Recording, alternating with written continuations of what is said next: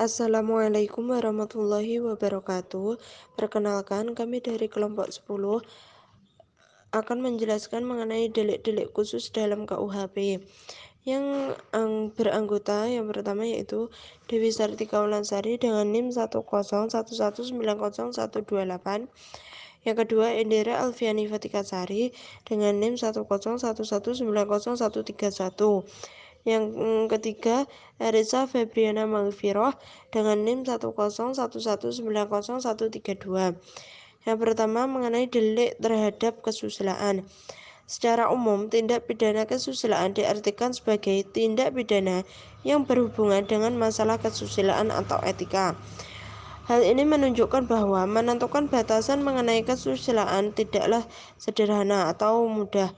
Batasan-batasan kesusilaan atau etika sangat tergantung dengan nilai-nilai yang berlaku dalam suatu masyarakat. Jadi, dalam suatu masyarakat, antara masyarakat yang satu dengan masyarakat yang lain, batas-batas kesusilaannya itu sangat berbeda. Tindak kesusilaan dalam Kitab Undang-Undang Hukum Pidana Indonesia diatur dalam buku kedua bab 14 dan buku ketiga bab 6 KUHP. KUHP yang berlaku sekarang ini telah mulai diberlakukan sejak tahun 1918. Yang kemudian, unsur-unsur delik kesusilaan.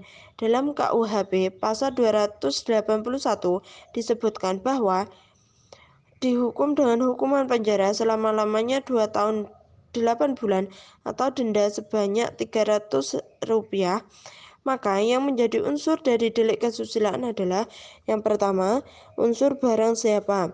Unsur ini meliputi seorang pria yang telah menikah maupun yang belum menikah dan seseorang wanita yang sudah menikah maupun yang belum menikah.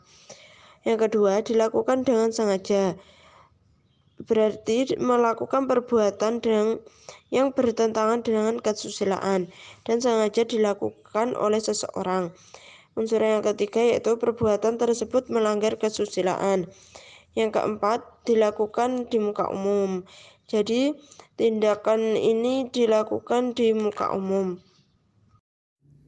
Penggolongan delik kesusilaan yang pertama ada perkosaan. Perkosaan merupakan salah satu delik yang berkenaan dengan kehormatan kesusilaan menurut pasal 285 KUHP. Barang siapa dengan kekerasan atau ancaman kekerasan memaksa seorang wanita bersetubuh dengan laki-laki di luar pernikahan, maka akan diancam dengan pidana penjara paling lama 12 tahun.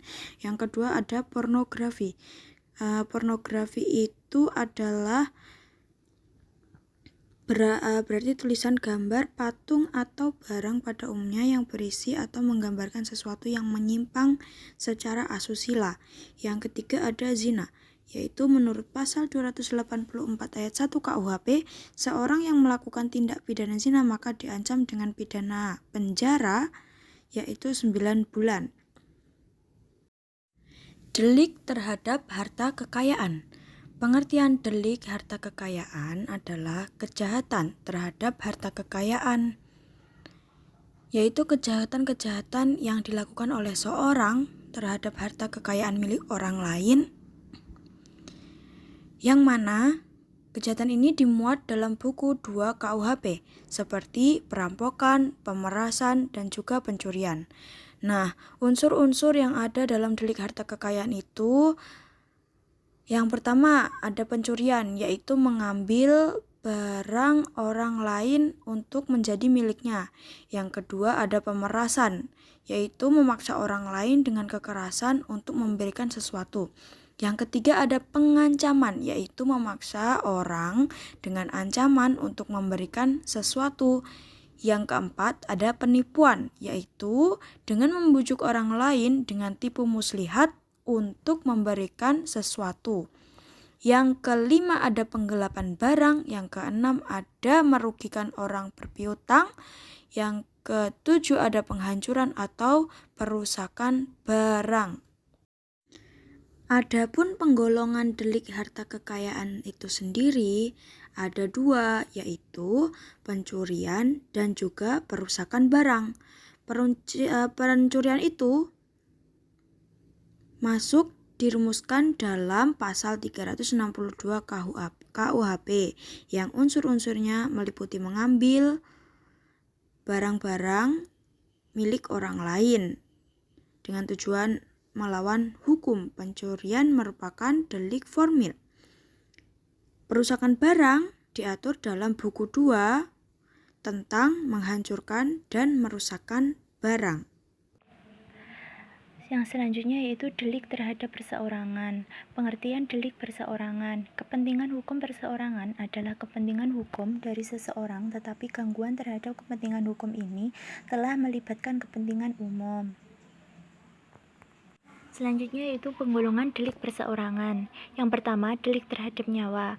Beberapa delik terhadap nyawa diantaranya yaitu pembunuhan dan pembunuhan berencana. Menurut pasal 338 KUHP, barang siapa dengan sengaja merampas nyawa orang lain diancam karena pembunuhan dengan pidana penjara paling lama 15 tahun. Pembunuhan dengan rencana menurut pasal 340 KUHP yaitu barang siapa dengan sengaja dan dengan rencana terlebih dahulu merampas nyawa orang lain diancam karena pembunuhan dengan rencana maka akan dihukum pidana mati atau pidana seumur hidup atau selama waktu tertentu paling lama 20 tahun. Yang selanjutnya menyebabkan mati karena kealpaan. Dalam pasal 359 KUHP ditentukan bahwa barang siapa karena kesalahannya menyebabkan orang lain mati maka diancam dengan pidana penjara paling lama 5 tahun atau pidana kurungan paling lama 1 tahun. Yang terakhir yaitu delik terhadap tubuh. Beberapa delik terhadap tubuh diantaranya yang pertama penganiayaan. Penganiayaan merupakan delik yang berkenaan dengan badan atau tubuh seseorang. Terdapat aneka ragam jenis penganiayaan yang diatur dalam buku 2 bab 20 KUHP yang berjudul penganiayaan yang mencakup pasal 351 sampai 358. Yang kedua, mengakibatkan luka-luka karena kealpaan. Dalam pasal 360 KUHP diatur delik kealpaan mengakibatkan orang lain mendapat luka-luka berat dan delik kealpaan mengakibatkan orang lain luka-luka sedemikian rupa sehingga timbul penyakit atau halangan menjalankan pekerjaan. Demikian presentasi dari kelompok kami. Apabila ada kurang lebihnya mohon maaf. Akhirnya wassalamualaikum warahmatullahi wabarakatuh.